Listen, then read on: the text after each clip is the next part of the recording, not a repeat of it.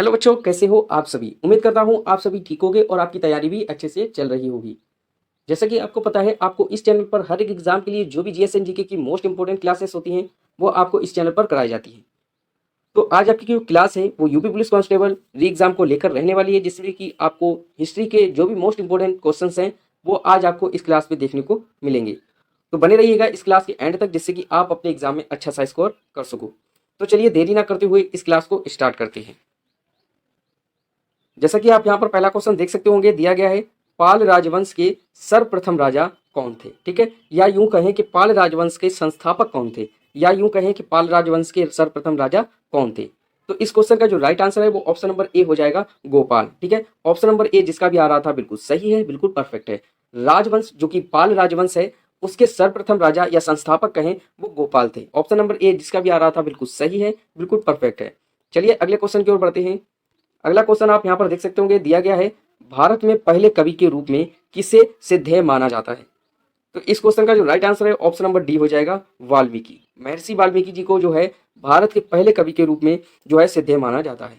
यहाँ पर जो आपका राइट आंसर है ऑप्शन नंबर डी हो जाएगा, जिसका भी ऑप्शन नंबर डी आ रहा था बिल्कुल सही है, बिल्कुल परफेक्ट है। अगर मैं यहाँ पर आपसे पूछूं कि जो महर्षि वाल्मीकि जी जो थी उन्होंने किसकी रचना की थी, तो यहाँ पर जो आपका राइट आंसर होगा वो आपका रामायण हो जाएगा। ठीक है, रामायण की रचना की थी महर्षि वाल्मीकि जी ने। ठीक है, महर्षि वाल्मीकि जी ने किसकी रचना की थी, तो रामायण की रचना की थी। ये क्वेश्चन आपके एग्जाम में पूछ लिया जाता है। ठीक है, चलिए अगले क्वेश्चन की ओर बढ़ते हैं। अगला क्वेश्चन आप यहाँ पर देख सकते होंगे, दिया गया है गच्छा नामक संगठन। ठीक है, गच्छा नामक संगठन निम्नलिखित में से किस धर्म से संबंधित है, ये आपको बताना है। देखिए जैन धर्म यहाँ पर आपका सही आंसर हो जाएगा, क्योंकि जैन धर्म जो है वो गच्छा नामक संगठन से जो है वो संबंधित है। तो यहाँ पर जो आपका राइट आंसर है ऑप्शन नंबर बी हो जाएगा, जिसका भी ऑप्शन नंबर बी आ रहा था बिल्कुल सही है, बिल्कुल परफेक्ट है।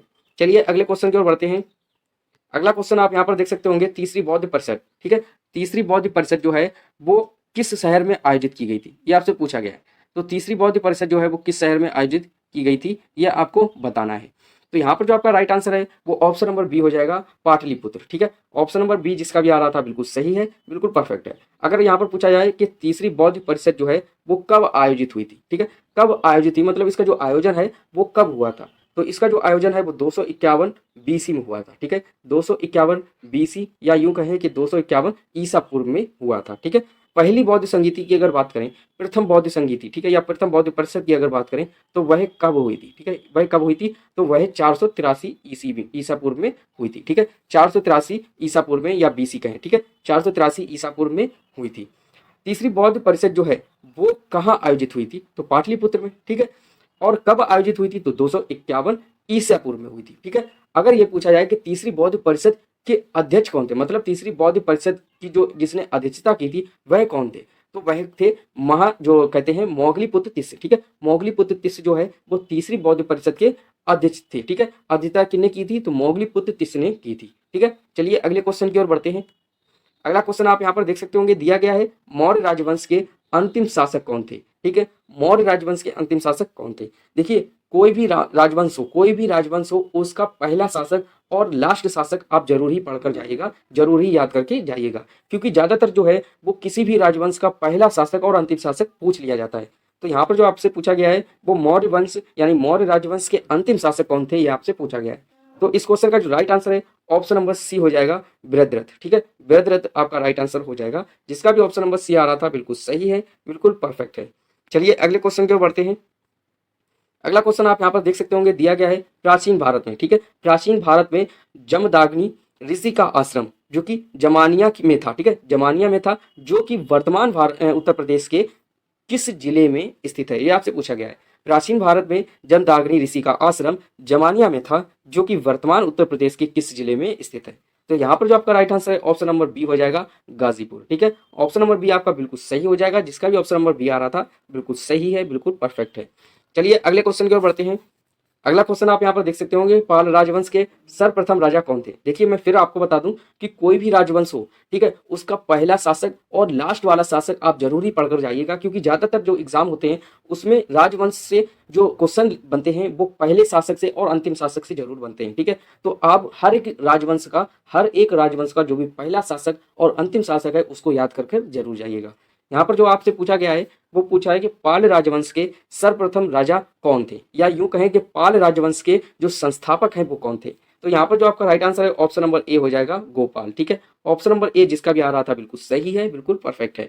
पाल राजवंश के सर्वप्रथम राजा कौन थे, तो गोपाल थे। यहाँ पर जो आपका राइट आंसर है गोपाल हो जाएगा। चलिए अगले क्वेश्चन की ओर बढ़ते हैं। अगली स्लाइड पर आप अगला क्वेश्चन देख सकते होंगे, दिया गया है किसने मगध की राजधानी राजगृह से पाटलिपुत्र, ठीक है, राजगृह से पाटलिपुत्र जो है स्थानांतरित की थी, किसने, ठीक है, किसने की थी, ये आपसे पूछा गया है। किसने मगध की राजधानी, ठीक है, मगध की राजधानी जो है वो राजगृह से जो है वो पाटलिपुत्र स्थानांतरित की थी। मतलब कहने का यहाँ पर यह है कि मगध की जो राजधानी थी जो कि राजगृह थी, राजगृह को राजधानी से लेकर जो है राजगृह को राजधानी से हटाकर पाटलिपुत्र राजधानी ले जाना, मतलब राजधानी जो है वो राजगृह से पाटलिपुत्र स्थानांतरित करना किसने की थी। मगध की राजधानी जो है राजगृह से पाटलिपुत्र स्थानांतरित की थी किसने, ये आपसे पूछा गया है। तो इस क्वेश्चन का जो राइट आंसर है ऑप्शन नंबर डी हो जाएगा, अजातशत्रु। ठीक है, जिसका भी ऑप्शन नंबर डी आ रहा था बिल्कुल सही है, बिल्कुल परफेक्ट है। चलिए अगले क्वेश्चन की ओर बढ़ते हैं। अगला क्वेश्चन आप यहाँ पर देख सकते होंगे, दिया गया है वह इतावली यात्री जिसने विजयनगर साम्राज्य का अत्यंत प्रशंसात्मक विस्तृत वर्णन किया है वह है, मतलब वह कौन है, ये आपसे पूछा गया है। तो इस क्वेश्चन का जो राइट आंसर है वो ऑप्शन नंबर बी हो जाएगा, निकोलो कॉन्टी। ठीक है, निकोलो कॉन्टी आपका बिल्कुल सही आंसर हो जाएगा। जिसका भी ऑप्शन नंबर बी आ रहा था बिल्कुल सही है, बिल्कुल परफेक्ट है, निकोलो कॉन्टी आपका राइट आंसर हो जाएगा। चलिए अगले क्वेश्चन की ओर बढ़ते हैं।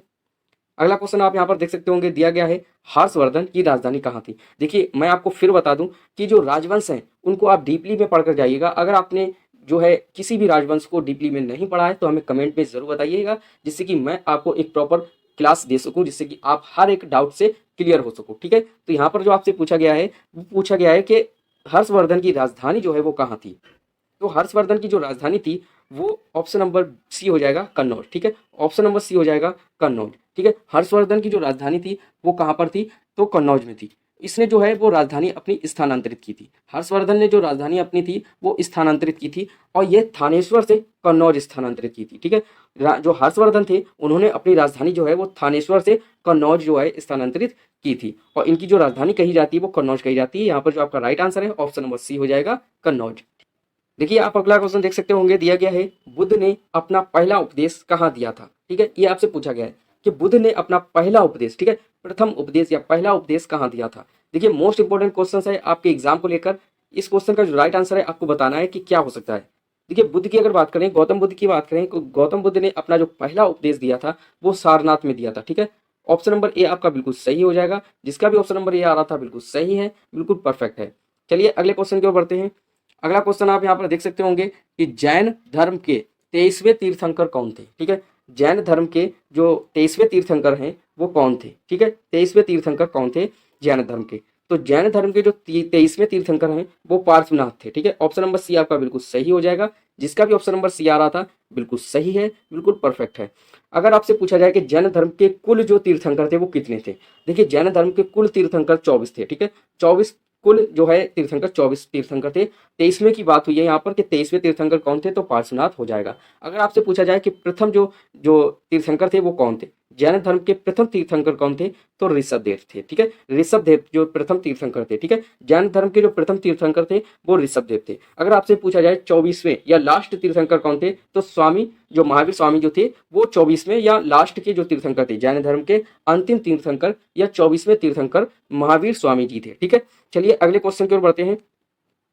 अगला क्वेश्चन आप यहाँ पर देख सकते होंगे, दिया गया है मगध साम्राज्य का अंतिम शासक। ठीक है, देखिए मैं आपको फिर बता दूं, हर एक क्लास में मैं बताता हूं कि जो भी राजवंश होता है, जो भी एक वंश होता है, उसका अंतिम शासक और पहला शासक पूछा जाता है। लेकिन यहाँ पर आपसे पूछा है कि मगध साम्राज्य का अंतिम शासक कौन था। देखिए इस टाइप के क्वेश्चन आपके एग्जाम में आ सकते हैं, तो इस टाइप के क्वेश्चन भी आप जरूर ही पढ़कर जाइएगा। मोस्ट इंपोर्टेंट क्वेश्चन रहते हैं हर एक एग्जाम को लेकर। तो यहाँ पर दिया गया है कि मगध साम्राज्य का अंतिम शासक कौन था। इस क्वेश्चन का जो राइट आंसर है ऑप्शन नंबर डी हो जाएगा, कालाशोक। ठीक है, ऑप्शन नंबर डी जिसका भी आ रहा था बिल्कुल सही है, बिल्कुल परफेक्ट है, कालाशोक आपका राइट आंसर हो जाएगा। चलिए अगले क्वेश्चन की ओर बढ़ते हैं। अगला क्वेश्चन आप यहाँ पर देख सकते होंगे, दिया गया है आर्यभट्ट था एक प्रसिद्ध, मतलब कहने का तात्पर्य यहाँ पर यह है कि आर्यभट्ट जो है वो प्रसिद्ध लेकिन क्या थे। ठीक है, आर्यभट्ट था एक प्रसिद्ध, मतलब आर्यभट्ट क्या थे, इसमें आपको बताना है। चार आपके सामने ऑप्शन दिए गए हैं। एक तो दिया गया है चिकित्सक, दूसरा है खगोलवेत्ता, तीसरा है चित्रकार और चौथा है वैज्ञानिक। तो आर्यभट्ट जो थे वे कौन थे, तो यहाँ पर जो आपका राइट आंसर होगा ऑप्शन नंबर सी हो जाएगा, खगोलवेत्ता। ठीक है, आर्यभट्ट जो थे वो खगोलवेत्ता थे, मतलब खगोल शास्त्री भी कह सकते हैं। ठीक है, तो यहाँ पर जो आपका राइट आंसर है वो ऑप्शन नंबर सी हो जाएगा। ठीक है, आर्यभट्ट प्राचीन भारत के एक महान खगोलवेत्ता यानी ज्योतिषविद, ठीक है, ज्योतिषविद या गणितज्ञ भी कह सकते हैं इन्हें। ठीक है, ज्योतिषविद कहें या गणितज्ञ भी कह सकते हैं इन्हें। ठीक है, तो यहाँ पर जो आपका राइट आंसर है ऑप्शन नंबर सी हो जाएगा। चलिए अगले क्वेश्चन की ओर बढ़ते हैं। अगला क्वेश्चन आप यहाँ पर देख सकते होंगे, दिया गया है सांची स्तूप का निर्माण किसने कराया। ठीक है, इस टाइप के क्वेश्चन भी आपके एग्जाम में आ सकते हैं और ये क्वेश्चन जो है आपके लिए मोस्ट इंपोर्टेंट रहने वाला है। सांची स्तूप, ठीक है, सांची स्तूप का निर्माण किसने कराया, ये आपसे पूछा गया है क्वेश्चन के माध्यम से। बड़ा ही कॉमन सा क्वेश्चन है, हर एक एग्जाम में पूछा जाता है। देखिए इस क्वेश्चन का जो राइट आंसर है ऑप्शन नंबर सी हो जाएगा, अशोक। ठीक है, ऑप्शन नंबर सी जिसका भी आ रहा था बिल्कुल सही है, बिल्कुल परफेक्ट है। ठीक है, सांची स्तूप का निर्माण जो है वो अशोक ने करवाया था। ठीक है, चलिए अगले क्वेश्चन की ओर बढ़ते हैं। तो चलिए यहीं तक आपकी ये क्लास रहती है। इस क्लास में आपने कितने क्वेश्चन सॉल्व किए खुद से और कितने क्वेश्चंस आपके ऐसे रह गए हैं जिसमें कि आपको डाउट है, कमेंट में हमें जरूर बताइएगा, जिससे कि मैं आपका डाउट क्लियर कर सकूं, उसको दूर कर सकूं। अगर आप इस चैनल पर नए हैं तो इस चैनल को सब्सक्राइब जरूर कीजिएगा, जिससे कि आप हर एक जीएस एंड जीके के मोस्ट इंपॉर्टेंट क्वेश्चंस जो हैं उस समय पर आपको मिलते रहें वीडियो के अकॉर्डिंग। ठीक है, वीडियो के जरिए से। तो अगर आपको ये वीडियो थोड़ी सी भी यूजफुल लगी हो तो इस वीडियो को जो है लाइक जरूर कीजिएगा, जिससे कि हमें मोटिवेट मिले और मैं आपके लिए ऐसे ही क्वेश्चन जो कि मोस्ट इंपॉर्टेंट परीक्षा को लेकर रहते हैं वो आपको समय पर मिलते रहें। आप इन क्लासों को देखते रहो। तो चलिए वीडियो यहीं तक रखते हैं, तब तक के लिए टेक केयर।